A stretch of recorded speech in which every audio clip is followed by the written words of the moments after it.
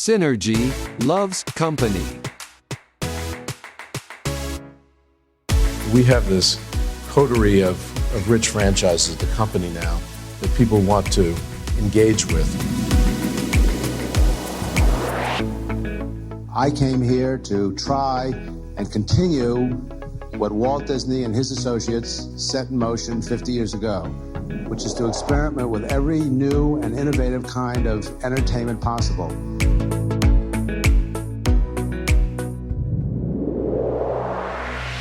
It's what we hope to do here, to really develop something that, just more than an entertainment enterprise. It's something that contributes many other ways.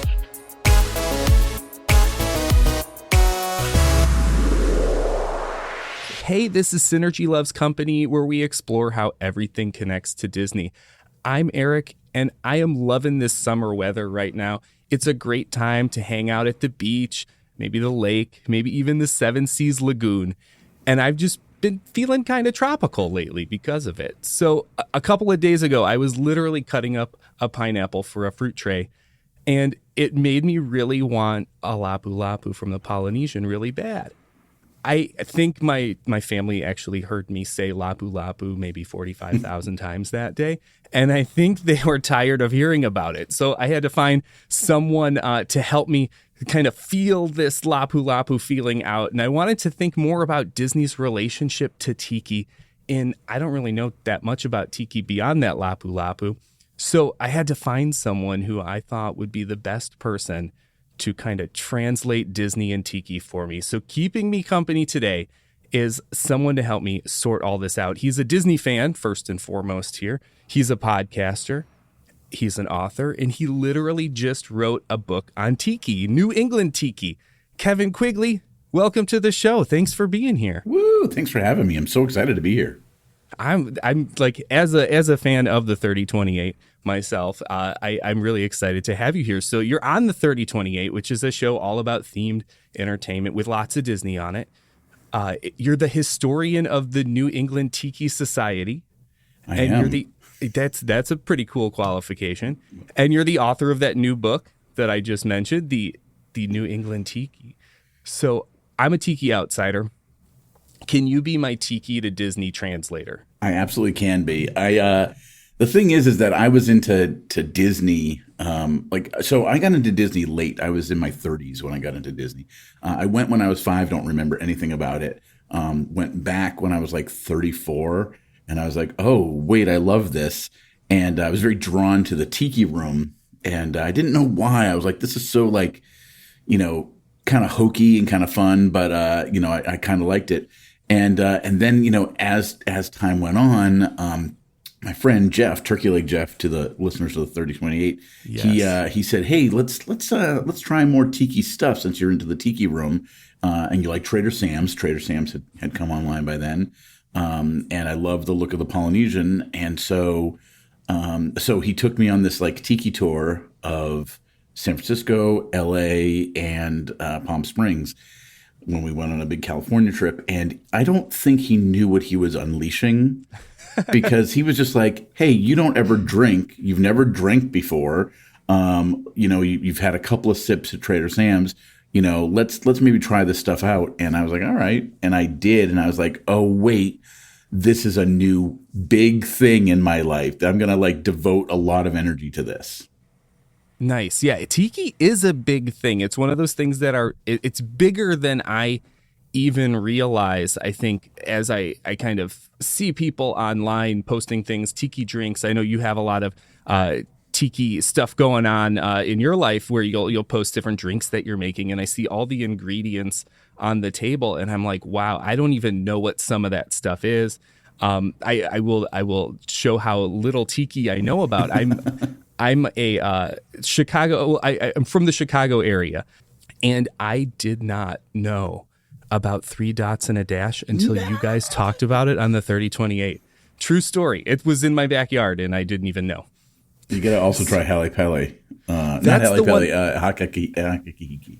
That's the one in the suburbs, right? Like just out, I'm trying to think. It's near the airport, actually. Yes, I knew about that one because I've driven past it and seen it. and it stands out. But 3 dots and a dash is kind of hidden. It's kind of hidden, and hidden away. even more hidden is there's a bar inside the bar called the Bamboo Lounge, where you have to do a special reservation, and they'll make drinks, your bespoke drinks. You tell them what you like in a drink, and they'll make one for you. That's cool. That's really cool. Yeah, I'm really not, like, when I look at all those ingredients for tiki drinks, I kind of back off. I have my Hawaiian shirt on here today, my Moana. It's Disney Hawaiian, but like beyond like the kind of surface level tiki, being a fan of the Enchanted Tiki Room, I'm really not knowing. So my thought is that I could toss up some things that I think might be tiki or tiki adjacent today, and see if you could tell me what those things are they tiki or are they not tiki. But before we even get to that, I think, because when we started talking and getting ideas ready for this show, you came back to me with this kind of brief history of tiki that I immediately went to Google, and I'm like, I need to know what some of this means.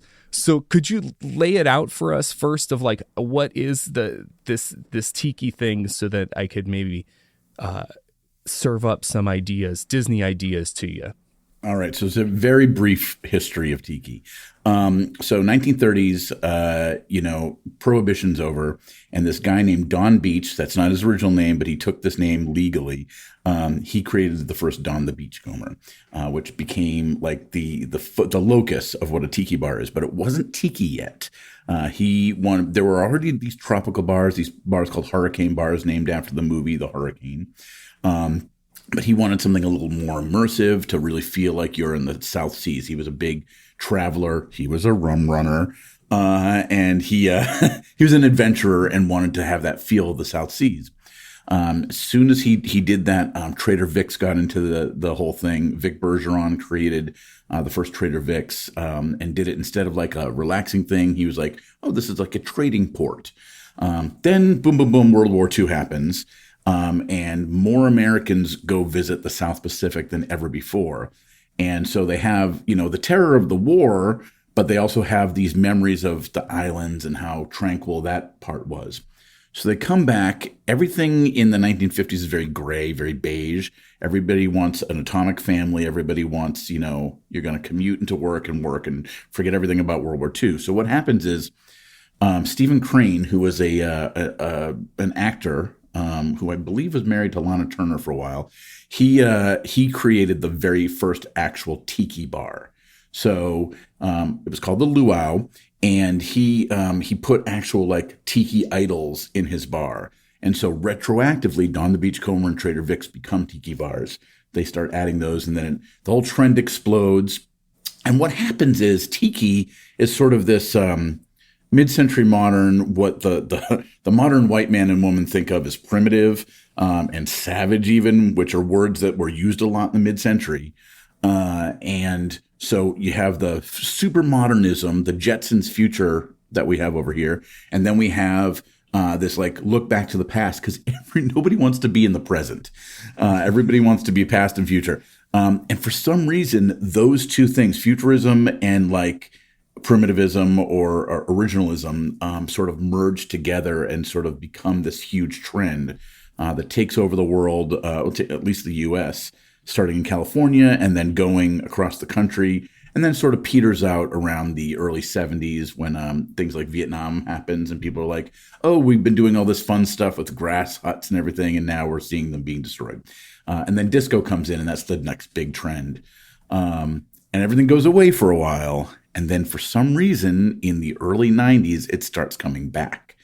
And I'll get into, some of the reasons why. Basically, part of the reason why is that craft cocktail things started like popping back up. Punk became a big thing. Punk people were sick of the punk scene because they're like, they're like, what is the punkest thing I could do? Oh, get into lounge music. And when they discover lounge music, they discover tiki. So that was the big revival.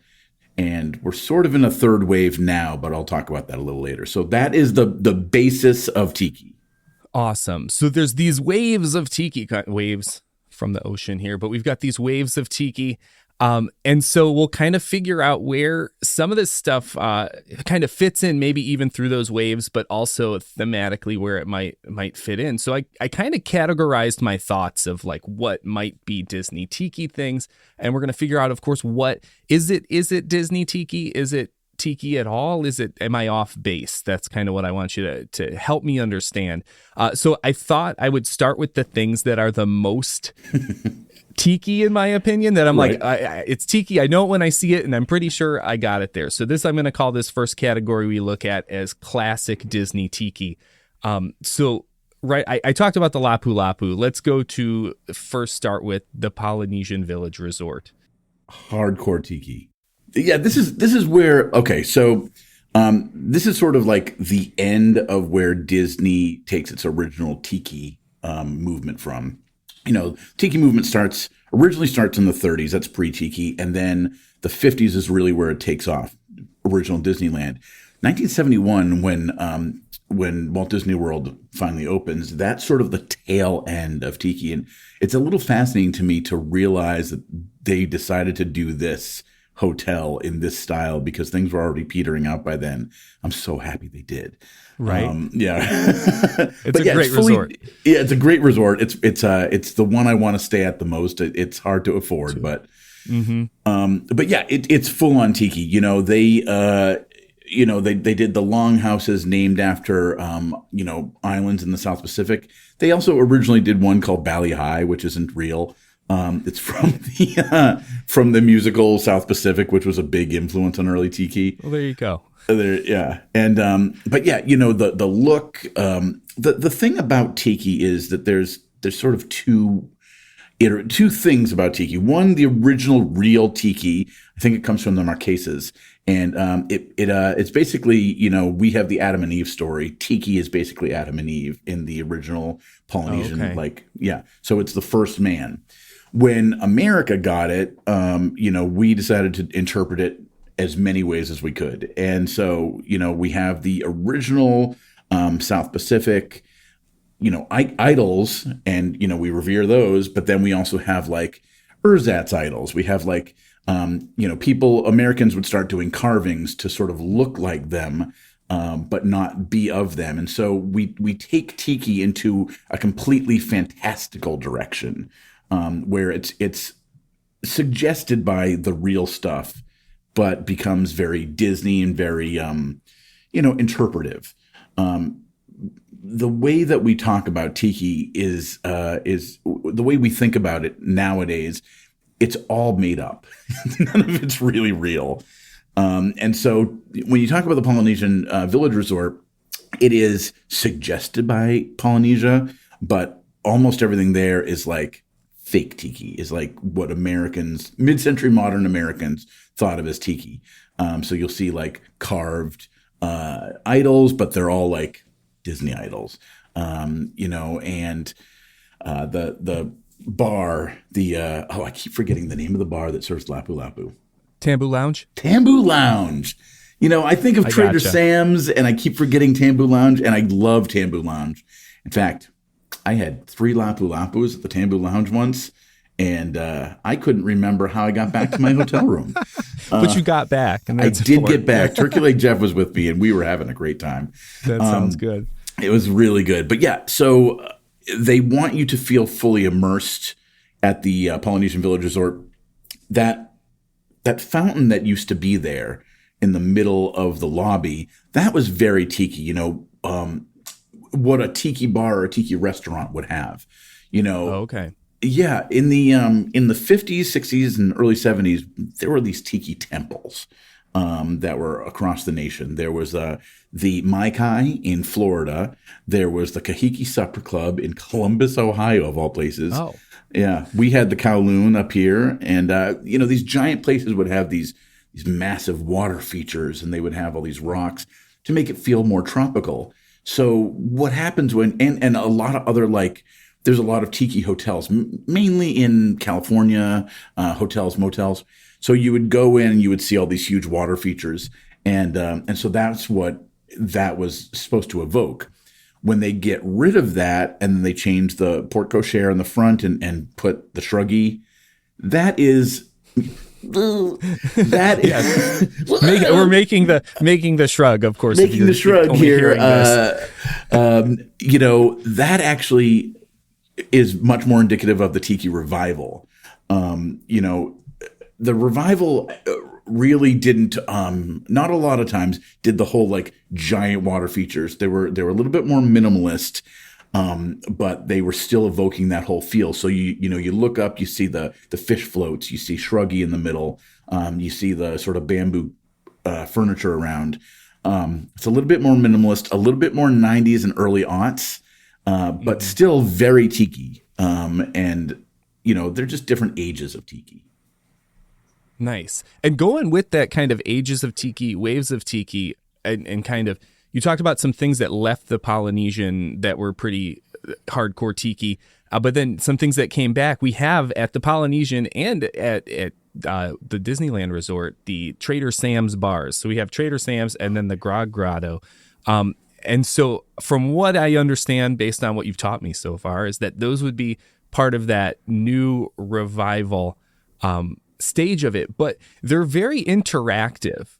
Right. So as far as in Tiki bars and Tiki culture, is that more of a Disney thing, or is that like what's regular for Tiki bars? So it's very interesting. So Disney has influenced Tiki and Tiki has influenced Disney.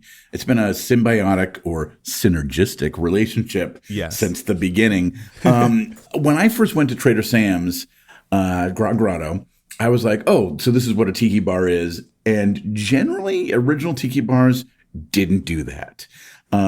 So let's talk a little bit about Trader Sam's, because didn't exist until I believe the aughts or the late the early aughts. It was pretty recently, yeah. Actually, it might have been the 2010s.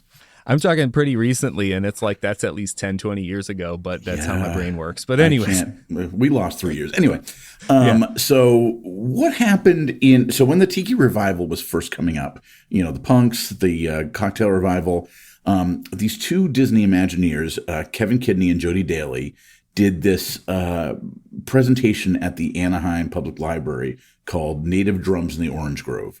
And they were basically was talking about the whole history of Tiki and Disney and how it all worked together. And it's my theory that actually kickstarted Disney's relationship with Tiki. And so, Trader Sam's is sort of the brainchild of them and this Imagineer named Brandon Clayla, Trader Brandon. Yes. And so they start building this stuff and they want to make it more like the Enchanted Tiki Room as opposed to original Tiki bars.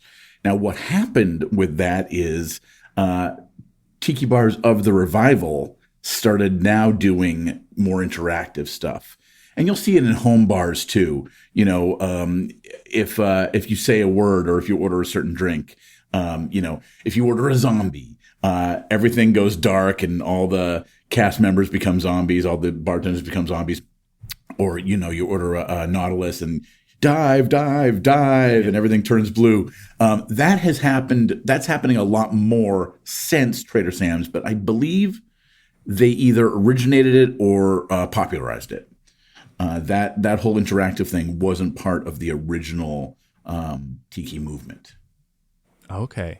Yeah, that's a Disney spin on it, right? Yeah. That in the way that you've been talking about the influence going back and forth.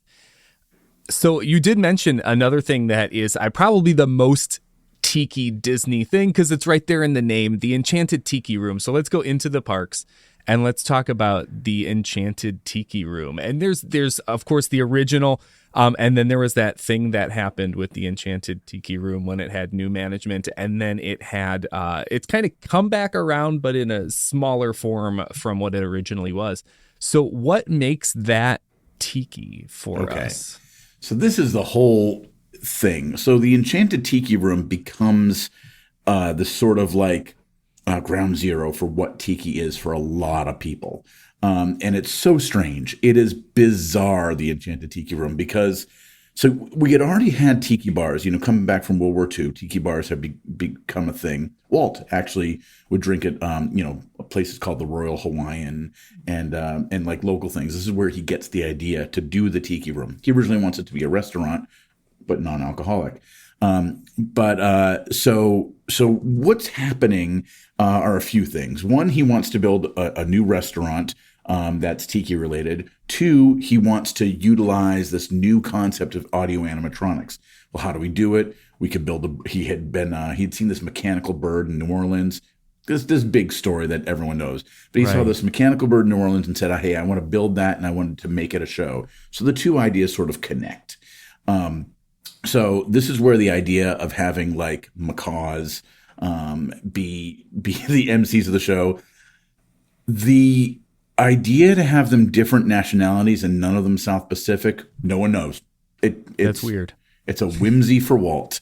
In the original Tiki Room, which didn't open with Disneyland, by the way, it came a little bit later, I believe in 58 or 59. He also had like tikis out front, sort of like more primitive audio animatronics, but that was really where the Enchanted stuff first starts coming. You see all these like tiki idols. The thing about Walt in 1958 or whatever is that, some of these things are right. Some of these things are representative of original gods. Raleigh Crump was a big part of this. And he had he had this book called, I think it was called Sounds of the South Pacific or Waves of the South Pacific. And so he uses that to help create these original idols. And, so they're doing it as Disney and as representative of real tiki gods as they could. But at one point, I think they were like, we need to have a fire effect. And Walt's just like, just make up a god for that or like misattribute that. It doesn't matter. And I'm like, okay. Man. So that happens in the original. And that, very popular. There used to be a Barker bird outside bringing you in. And then inside, you have the songs where, you have the Sherman Brothers song, the Tiki Room. Yes. And that's original. And the song itself isn't very tiki, which is very strange. And the music that people associate most with tiki is this music called exotica, which is sort of loungy, a little bit bossa nova, and it's pioneered by these guys, Les Baxter, Martin Denny, and they bring in this loungy stuff, but they'll also do like vibraphone. They'll make animal sounds, whatever. And but none of that's in the Tiki Room, which is interesting. So you have the Sherman Brothers song, which is a little bit more upbeat. You have the Hawaiian war chant, which is an actual Hawaiian wedding song. It's not a war chant at all. It's very strange. And that actually has been brought into the world of exotica, but that's a Hawaiiana song. And Hawaii and Tiki are different, but connected. Okay. Hawaii becomes a state in 1959. And so there was a big wave of Hawaiiana, but even before that, in the 1920s, there was a big deal with ukulele music, and then in the 30s, and then into the 50s when people are into like Hawaii music and surf and all that stuff. So Hawaii becomes a big thing and becomes connected with Tiki, but it isn't of Tiki. And then for some reason, they do a long Offenbach number that doesn't make any sense. And nobody wanted it except for Walt, and they took it out when they redid it. So that's the original, sponsored by Dole. And outside the original was the Tahitian Terrace. And I want to talk about the Tahitian Terrace a little bit because this is where it really doubles down on Tiki. So inside the Tiki Room, you actually have the talking poles, which are like very American Tiki. And then you have like the big chant, which is a little bit more Tiki than anything else. It had the drums and everything. Yeah. And and that's more like there was a singer named Ima Sumac. Yeah, and she did a lot of singing like that, like scream singing and primal scream stuff.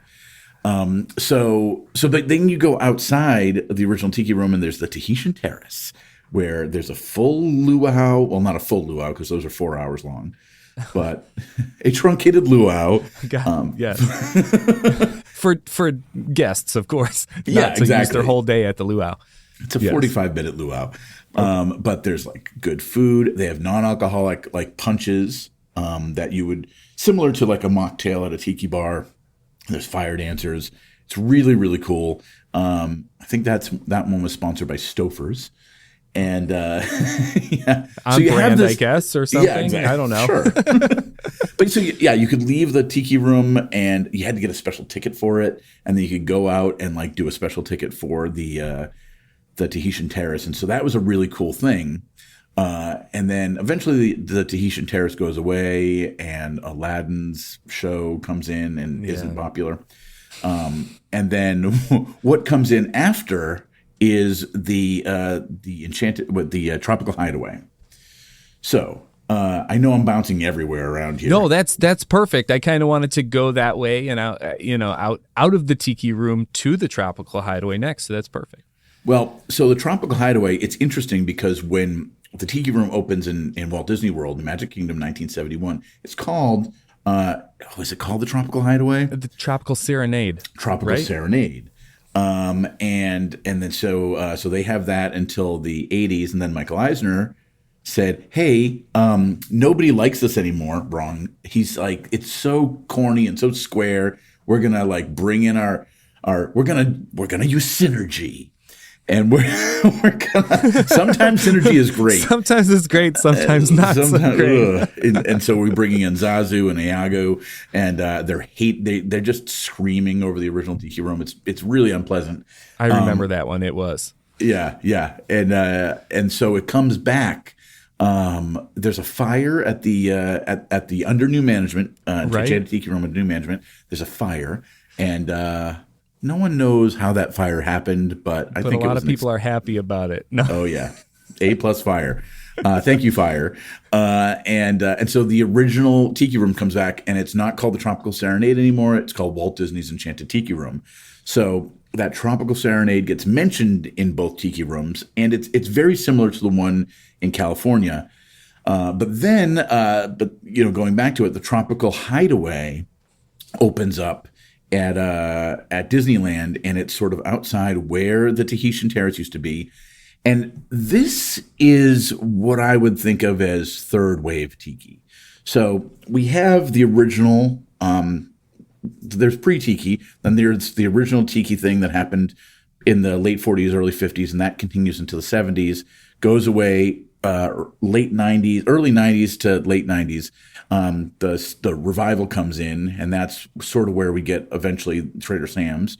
And then the third wave is what I would call a more, I don't want to say woke, but I will. You can.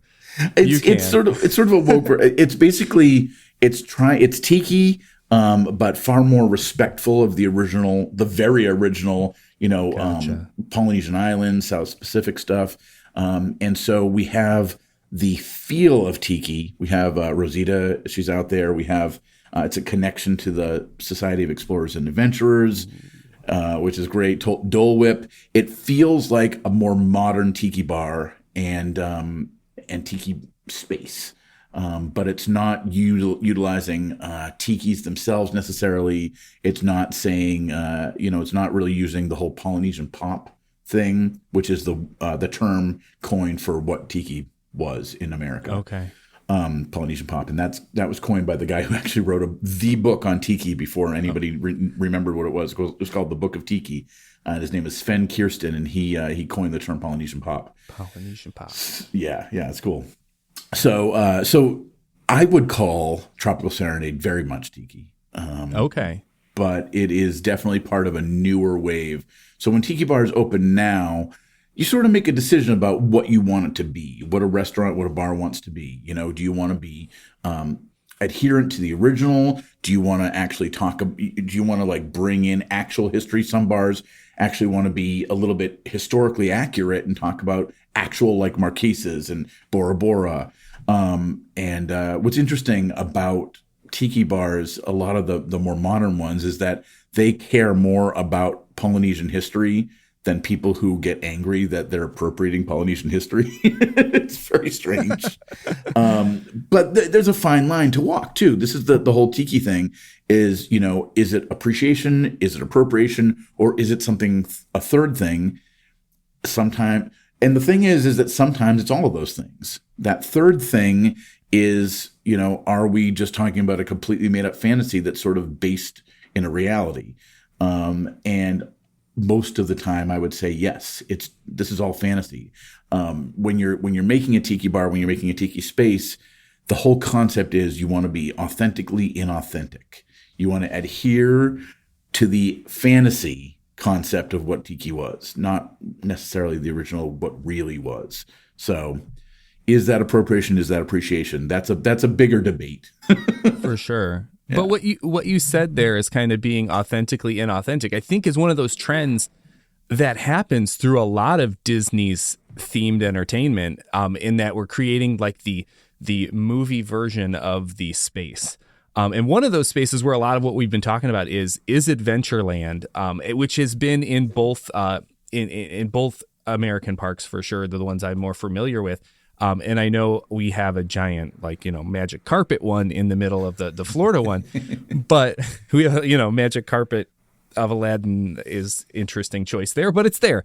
And it will be for who knows how long. And as far as Adventureland goes, Adventureland as a whole, that's my last one of my kind of easy Disney classic tiki from what I understand. Is Adventureland as tiki as those other things that I've brought up to you? So you think it's easy. You think it's an easy question. It is not. Adventureland is very interesting because, tiki, I don't want to say tiki is a narrow thing. There are two extremes when it comes to tiki.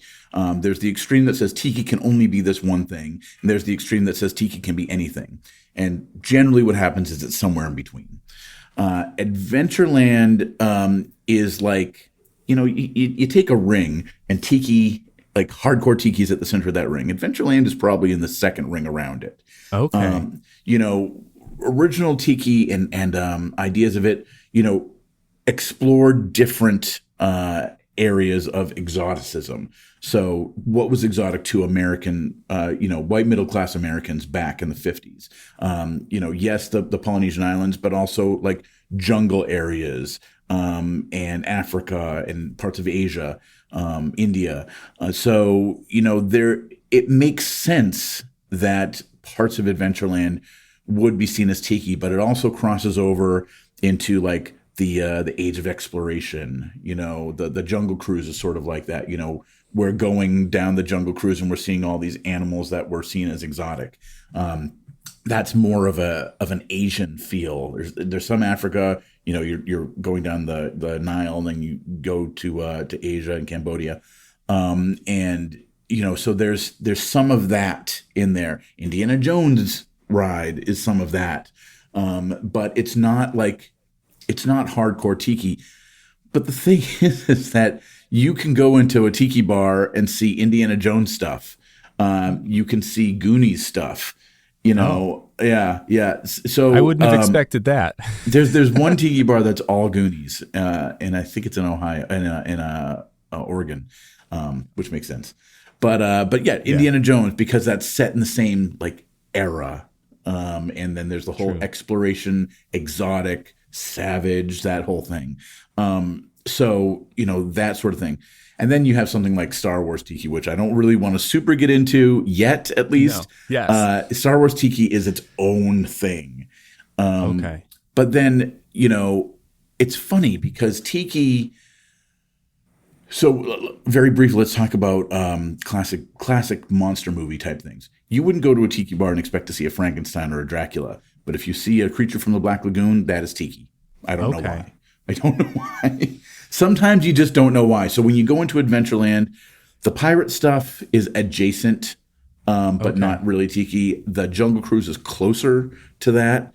Back in the original Adventureland, this is very interesting. There used to be a shop called Walter Clark's Hawaiian Shop. There was this guy named Walter Clark, not Walter, Walt A.H. Walter. Walter. And he had like all these Hawaiian shops, had them in Palm Springs, Vegas, Beverly Hills, and he had a Hawaiian shop in Disneyland. So this is that whole merging, is Hawaii Tiki sometimes, is Africa Tiki sometimes. It all depends on how you use it. And so Adventureland is sort of a mishmash of all these different styles, eras, influences. I mean, you could say the same thing about Main Street USA. Oh, for sure. Especially Disney World, where we have 4 different eras that come in together in the middle of Main Street USA. Liberty Square even is like an imagined Hollywood version of what like colonial era was. Yeah. Everything is a Hollywood dream here, including the original Tiki Bar. Trader Sam or Don the Beachcomber lived in Hollywood. The first bar opened in Hollywood, and he stuffed it with Hollywood props. It wasn't ever supposed to be really South Pacific. Gotcha. Yeah, so that does give me, so I like this idea that you presented me with kind of these rings of Tiki and how adjacent, kind of, are we on target is kind of what I could think of, like the big Target logo, and where are we in the logo? Yeah. So as you kind of talked about Jungle Cruise, and kind of the Jungle Cruise has its own little world, which we're going to set in that kind of second ring as being close. So I have some more parks and resorts things too that I want to go through that I don't know if they're on mark for Tiki, so we'll kind of set them where they fit in the adjacentness. So the first one I had, you actually mentioned earlier, so I feel kind of confident about this. Dole Whip, is that? It is sort Tiki? of. Okay. I mean, Dole Whip is so interesting because Dole was the big sponsor of the original Tiki Room.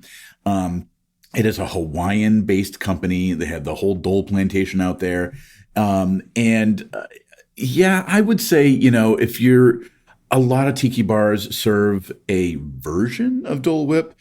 Even my local Tiki bar, I think it's called the Cease and Desist Whip because it was originally called the Dole Whip, and Disney's like, you can't call it that. I'm like, all right. But yeah, so a lot of Tiki bars do that. I would call a Dole Whip Tiki, especially nowadays that they're like having different varieties and serving it in like Tiki bowls and that sort of thing. Yeah, I mean, I think we could safely say the Dole Whip is Tiki. Okay. But it's still one of those question marks too, in a way. Yeah. But everything is a question mark. I mean, sometimes, and I don't want to get too deep into this, sometimes people will disparage the term Disney Tiki. What happened was when Disney did the original Tiki Room and the Tikis outside, they're painted, and the original carved Tikis aren't painted. So if you see like a painted Tiki out in the wild or like in a home bar or whatever, they're like, oh, that's Disney Tiki, and they disparage it. But so many people that are into Tiki now are into Tiki because of Disney. So it's a balance there. Everything is a question mark. Is Disney Tiki bad? There's also the term clown Tiki, as if it's really painted. You'll see a clown Tiki if it's at one of those outdoor beach Tiki bars that just has a thatch roof and these like giant smiling Tikis that are painted garishly and they serve Bud Light. That sort of thing. Gotcha. But yeah, so already when you start with Disney Tiki, there's already a question mark. Okay. But yeah, Jungle Cruise, like we said, is sort of that. I saw the Jungle Cruise movie, and I would almost say that the Jungle Cruise movie is a little bit more Tiki than the actual attraction. Okay. And the fact that Trader Sam's, the name at least, comes from the attraction and is now the bars. The cool thing, the interesting thing is that, back in the day when we were a lot less kind about other nationalities and everything, we would think of the set like I've been saying, savages, headhunters, cannibals, And we have mostly moved beyond that. I think some bars actually like still talk about that stuff. It's not. I don't want to even say it's not PC. It never really was. It was always kind of like a weird thing, like, oh, the Savages. But so the original idea of Trader Sam is as a headhunter. So what happens when Trader Sam's becomes the namesake of these bars, you sort of have to change the history of what that is. It was interesting because Trader Sam's, I believe, is based on Trader Vic. Okay. And so what Trader Vic's did was, when they became a tiki bar, they were like, we're gonna sell these wares from around the world and in our gift shop, because they always had a gift shop. And Gotcha. then Trader Sam's comes in, and the joke is that, what he's trading is heads. So Yeah. it's a whole thing. I kind of like the interpretation in the Jungle Cruise movie, and that Trader Sam is now a woman, and and a little bit more like aware of things instead of just a stereotype. That was kind of cool. I enjoyed the movie. And I wonder too if the movie is an attempt to kind of bring those tiki bars and the ride kind of all together in that same world. Yeah, I mean, there's definitely that. There's also the whole concept of, one of the things that sort of lingers with tiki is in the 70s, those captain's hats and yacht rock became a big thing. And I have one. I wear it all the time. And then so you see The Rock wearing oh my God, he's the yacht rock. There you go. He's wearing the captain's hat, and he's sort of being that sort of feel of it. But yeah, that whole thing comes in. And then, we look at the larger concept of the Society of Explorers and Adventurers. I know we were eventually going to get to that. Let's just get to it. Yeah, let's do it. Yeah, the Society of Explorers and Adventurers is interesting. You have the Joe Rohde take is like the last days of the Raj, when, you have, unfortunately, colonialist explorers going to all these other countries and saying, we're going to take over. But the Hollywood, the imagined version is that, we're just going to go and explore. We're going to look at all these classic, these countries that we're not really familiar with, that we think of as primitive, and just explore and take notes and, have a good time. So the Society of Explorers and Adventurers, it first starts in Japan, starts in Tokyo Disney Sea, SEA. That's actually where it all comes from. SEA, and a place called Fortress Explorations. And so it starts with like Da Vinci and that sort of thing, and then moves to the Adventurers Club. And the Adventurers Club is a very interesting, like, crux point in what tiki is, and how it connects, because they have a drink called the Kungaloosh, and they have like yes. A secret society whole thing, and so that whole concept feels very classic tiki, even if it's not explicitly tiki. And things get folded in. This is sort of in that second area. It's a bar. It's a themed bar. Everyone is in the society. There's a secret drink. There's a secret handshake. There's a show. But it's not explicitly tiki. But what happens is, as tiki grows and it accepts more things, it would not be out of the realm to say, these society people came to a tiki bar, came to Trader Sam's, and left their mark and left some of their like souvenirs behind. Sure. Okay. So then you go from there and you go into, Skipper Canteen, which is very like, it's more Indiana Jones than tiki, but is Indiana Jones tiki? Maybe, sort of. And then you move into like Disney Springs and Jock Lindsay's Hangar Bar. Is that tiki? Well, it's a themed bar. It's set in the 40s. And, if Indiana Jones is a little bit tiki, or at least tiki adjacent, so's that. So it's interesting because you can have themed bars that aren't specifically tiki, but they're close enough for government work, they feel if a bar is themed well enough, it's going to feel like a tiki bar.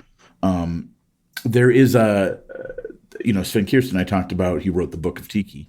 His whole concept is if a bar does not have a tiki carving in it, it is not a tiki bar. I slightly disagree with him on that. I think, the original Don the Beachcomber, the original Trader Vic's, they didn't have tikis in them originally, and we call them tiki bars. So Don Beach never made a tiki bar, if you sort of think about it. He kind of left Don the Beachcomber in 1940, and his wife took over, and she was like a brilliant business person and also had ties to the mob. But whatever. She made it tiki. But she was great. But so is it tiki? Is it not tiki? The frustrating thing is sort of. Well, and that, I mean, from what you've kind of explained, the parts that are tiki is helping my definition and is helping me come to better understand it. And that's where let's briefly, because like you said, it could be a whole other thing. Let's briefly stop and talk Oga's Cantina and Star Wars Tiki, because I loved Oga's. I have my mugs behind me, my Porg and my Battle of Endor. Those are the only tiki mugs I own, and they were because my son decided what everyone would drink so he could maximize the number of souvenir glasses that we got. Oh, brilliant. He did. He was like asking what kind of liquor that my wife and I liked. He's like, do you guys like rum? And we're like, where are you getting this? He's like looking online because he wanted the Battle of Endor one. But anyways. That's fantastic. That's awesome. So, so we got them all. But it kind of fit the vibe for what I thought would be like a tiki bar, being kind of a non-tiki native. So Star Wars Tiki, there were some people that I think got angry when Star Wars and Tiki started merging, because they were both very deep fandoms that had their very specific things. And then when they started to merge, Star Wars people, I think, didn't like it, and Tiki people didn't like it. But there's that whole third realm of Star Wars Tiki people. And, the issue, I think, originally arises, there's this whole, there's this Tiki mug maker called Geeky Tikis. People that are really into classic Tiki don't really love Geeky Tikis because they're not really Tiki. But the Star Wars ones are very interesting because they took on a life of their own. And there are now people that will think of Star Wars Tiki. There are Star Wars-based Tiki bars. And, why not? So the way I think, me personally, the way I think of Oga's is this is a version of a Tiki bar that would be found on Batu. Yeah, because it doesn't have the same history as we would have here on Earth. But on Batu, they have, I'm guessing they have like a version of Don the Beachcomber, a version of Trader Vic and Stephen Crane. And then they, become this thing. I love Oga's Cantina. The thing is, a lot of Tiki, we've talked briefly about this, but the drinks are a big part of it. It's not the only part of it. There's the decor, there's the music, there's the feel, the vibes, but the drinks are definitely a big part of it. And and rum is the basis of it all. Yeah. Because Don Beach was a rum runner, and when Prohibition ended, he had a whole bunch of rum that he couldn't do anything else with. So he's like, okay, I'm just going to make drinks out of this. And then when the cocktail revolution happened, people are like, we have fancy elevated cocktails for vodka and for gin and for all this other stuff. Where's the rum? And so that sort of came back into it. The zombie and the Mai Tai became like, here's how we can make these things not just popular, but also like elevated. So they're going to be part of the canon of cocktails. So when you talk about rum drinks, like you said, at Oga's Cantina, a lot of things are based in rum. And so that's carrying on a TQ tradition. We have a DJ basically playing the Batu version of Exotica. DJ Rex is there. Yes. So, and I think a lot of it has to do with like people that grew up on Star Wars, either the 70s or the 90s when the original Tiki thing was happening and the revival was happening. Those people want to merge all the fun, magical things in their childhood. So I can only think of like somebody's taken to the Mai Kai when they're 8 after seeing like Empire Strikes Back, and they're like, oh, I'm going to put these two things together in my head. Mm-hmm. And that's where Star Wars Tiki comes from.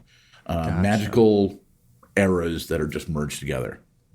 That's a good point to point out. I like how you placed Oga's as kind of like that, what would be the tiki bar in the Star Wars. I have a new appreciation for it in that way now, which is pretty cool. Yeah, I love Oga's. So yeah, it's fun. Kind of moving away from the parks, but still staying in resorts, I want to ask you about Aulani because it's in Hawaii. It's got a lot of that culture. You talk kind of about that like newer wave of tiki being more respectful of the culture. Where does Aulani fit on a tiki scale? Well, it's interesting because, we've talked about Hawaiiana versus tiki. So tiki is a more, different South Pacific. Hawaii is a very specific, very own thing. And the cool thing about Aulani is that it's like super Hawaii. Like Joe Rohde basically said, I don't want to do like a Disney-fied Hawaiian resort. I grew up in Hawaii. I want to make this very Hawaii. So he does it, but he does it with, so I wouldn't call it super tiki, but there are definitely places that serve like the tiki drinks, the ama on the beach. Oh, I went to my honeymoon was at Aulani. Yeah. So I went there, but it does have the whimsy of tiki. And I think a lot of people sometimes forget that tiki is whimsical. So when you're going around the resort, you see all these little mini hoonies, which are little Hawaiian island spirits. Yeah. And you'll see carvings of them in like elevators and over like in like under benches and whatever. You see like little carvings. I would say that Aulani is more Hawaii than tiki, which is very interesting because when tiki was first happening, everyone's like, oh, we're going to go to Hawaii and see where tiki really comes from, because Americans love to merge two things together, and there wasn't anything. And then Don Beach, of course, moves to Hawaii and Waikiki and opens the first tiki bar there. So that just confuses things a little more, right? mainland Americans had to move to Hawaii to bring tiki there. So bizarre. But yeah, so Aulani has that feel of tiki without really being tiki. But if you were a tiki person, if you love that whole like exotic feel, tropical feel, go to Aulani, because it is very much the feel without being the actuality. Okay. Does that make sense? Yeah. Yeah. No, I know it's on our list. It's on our Disney bucket list to go visit Aulani. Let's do it.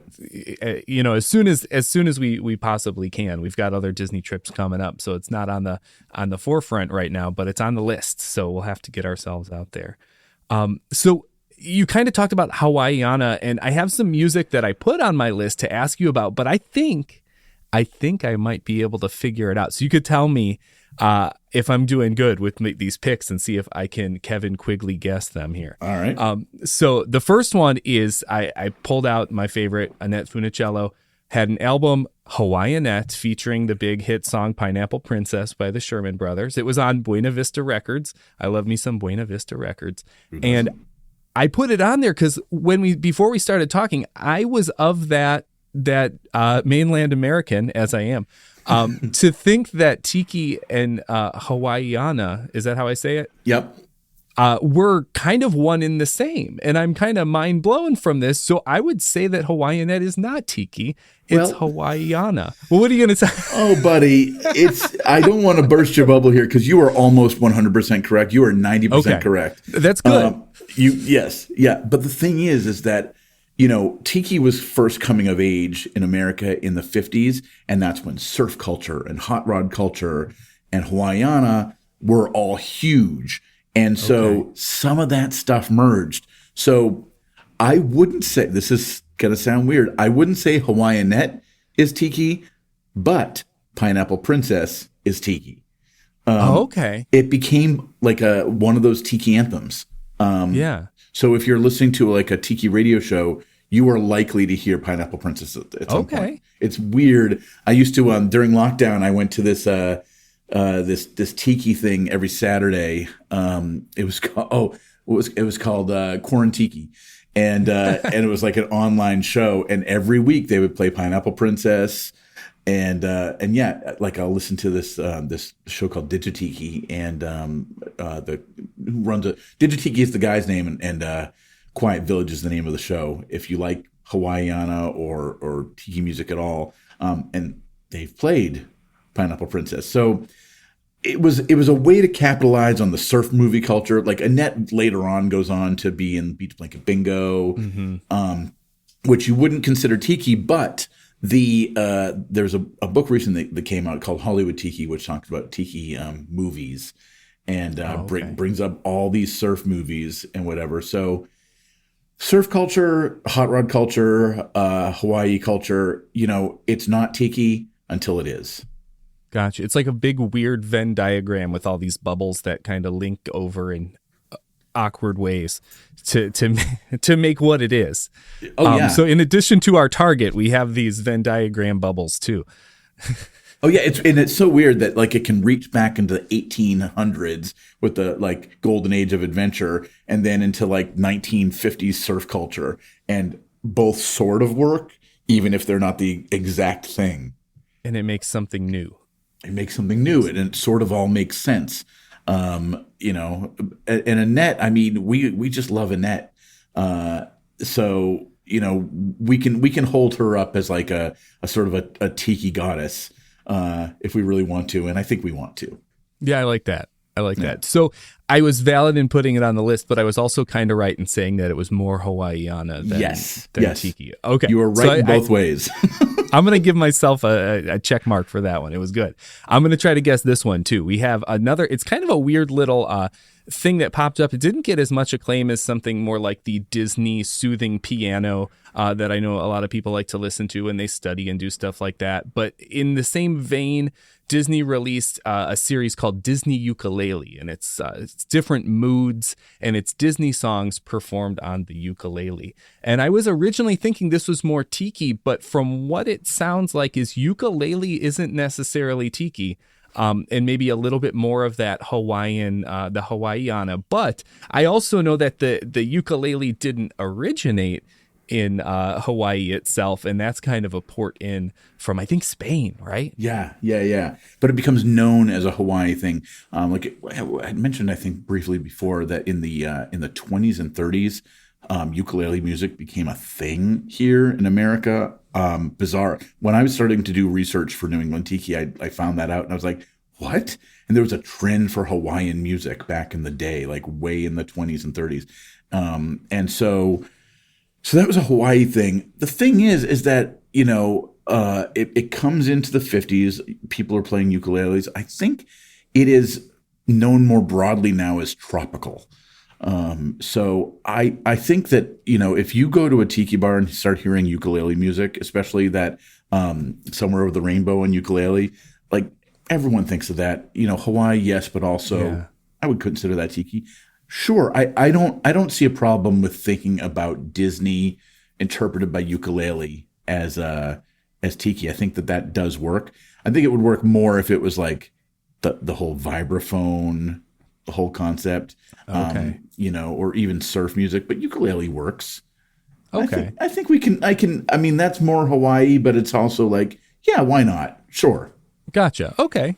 So that's kind of in there too. I'll give myself a point for that one too, right?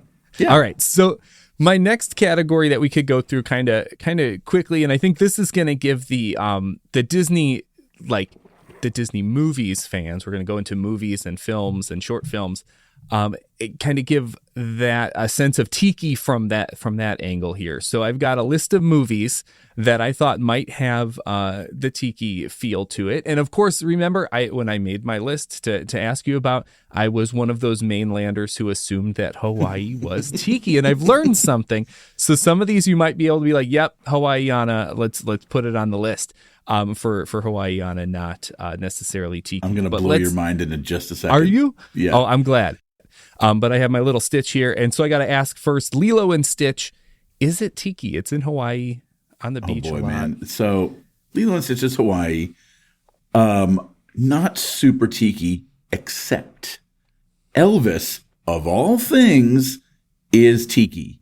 Elvis. We don't know why. Like he did Paradise Hawaiian style. It's Hawaiian, whatever. But for some reason, the concept of Elvis, especially the black velvet paintings of Elvis.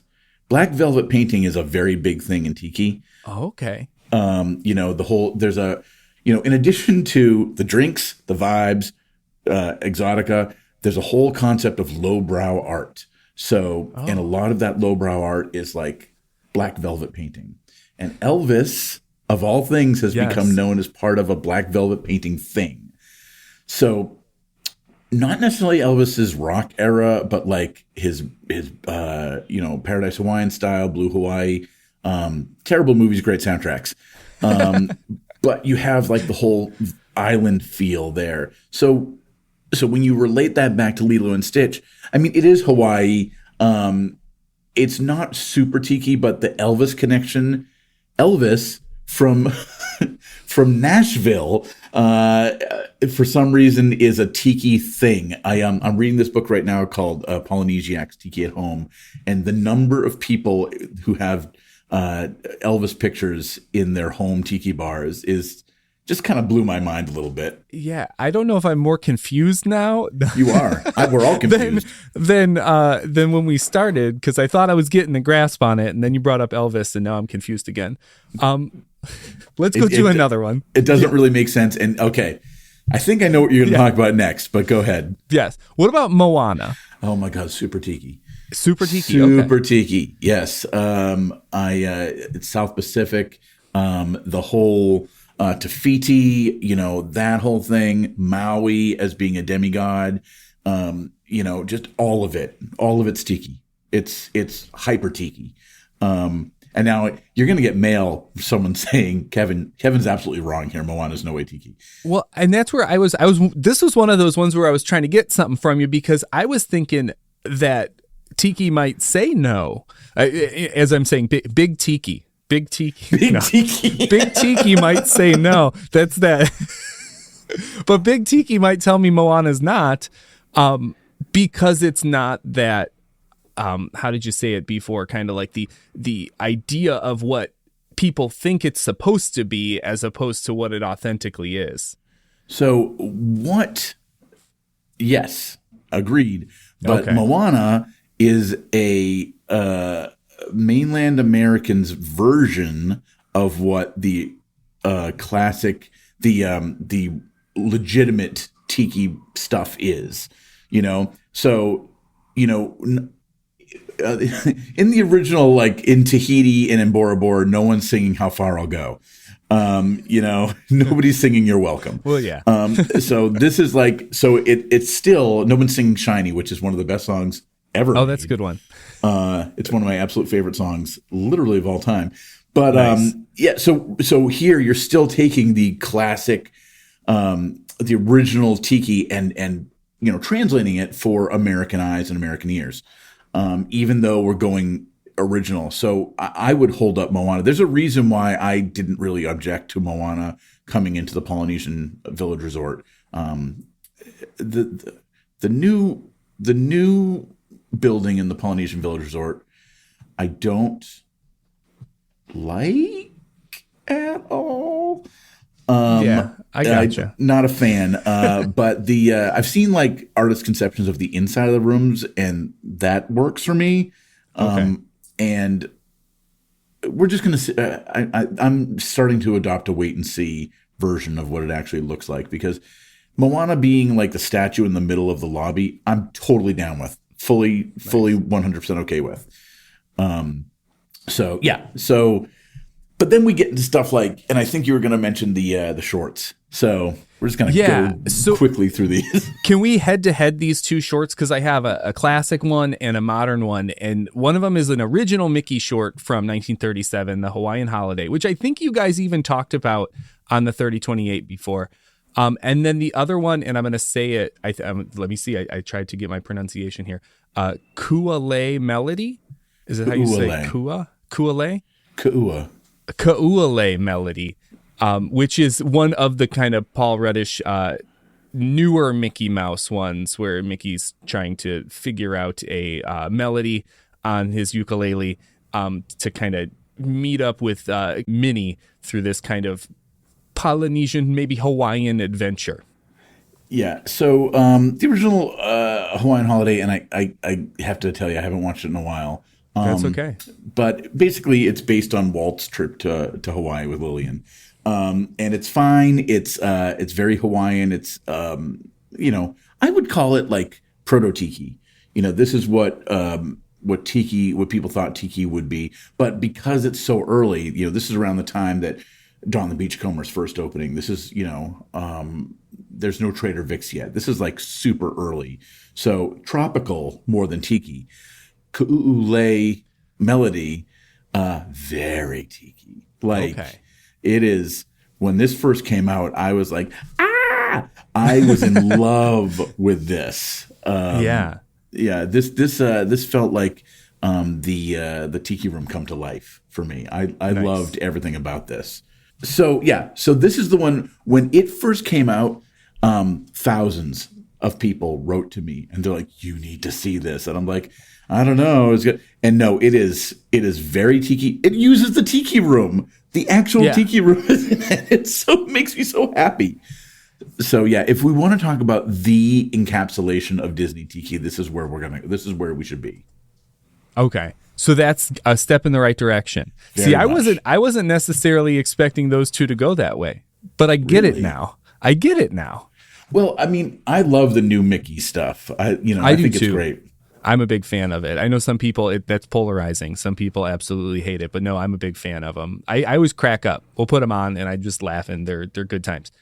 Let's go to Pixar before we get ready to wrap up here, because I want to talk about, there's two that came to mind, two shorts.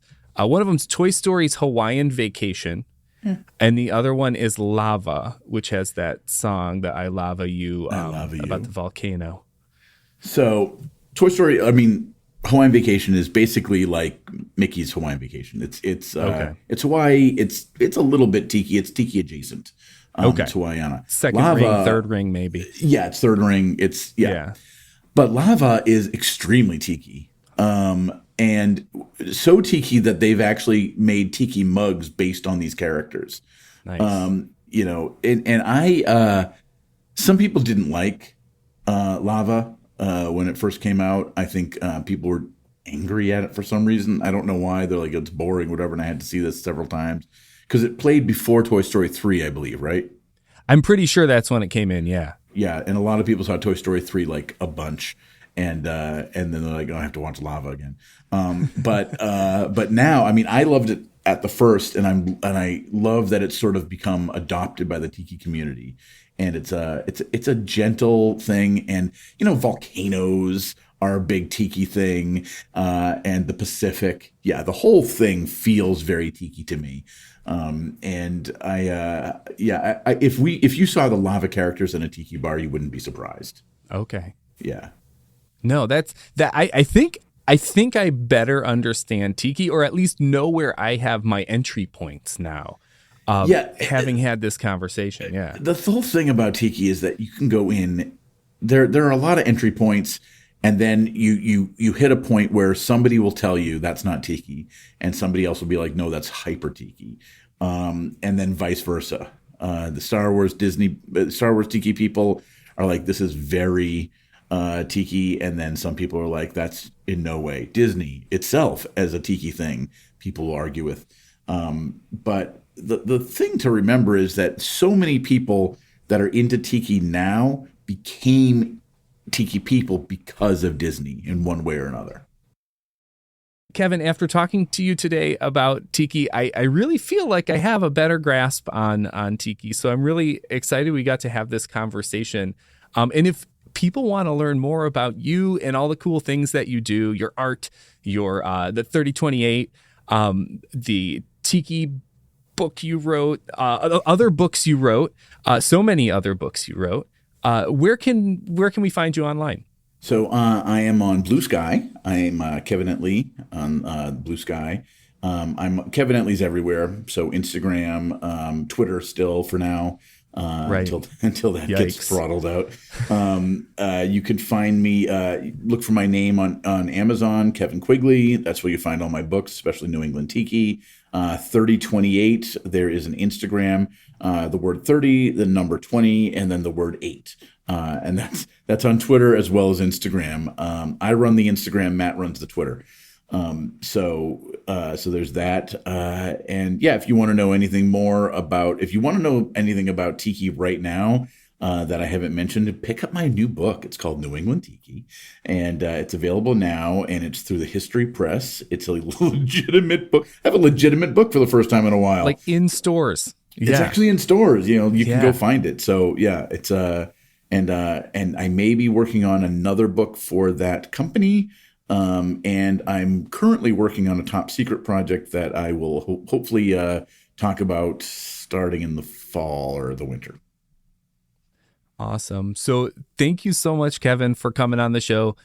Like he said, if you want to know more about the top secret stuff, the other projects he's working on, make sure to follow him online and find all that stuff. I would recommend too, as we were talking, I was remembering some of your episodes of the 3028, and you guys did one on Dole Whip. You did one on the Society of Explorers and Adventurers. There's so many good ones to go back through in those kind of tangential topics that we kind of touched on today. That there's a lot of good stuff to listen to through that too. And for me, if you're enjoying Synergy Loves Company, don't keep it to yourself. Share it with a friend who loves Disney just as much as you do. Just tell them to visit synergylovescompany.com, because sharing the show is the number one way that you can support the show. And your support means the world to me. Thanks for exploring Disney's connections with me. And until next time, keep discovering the magic in everything.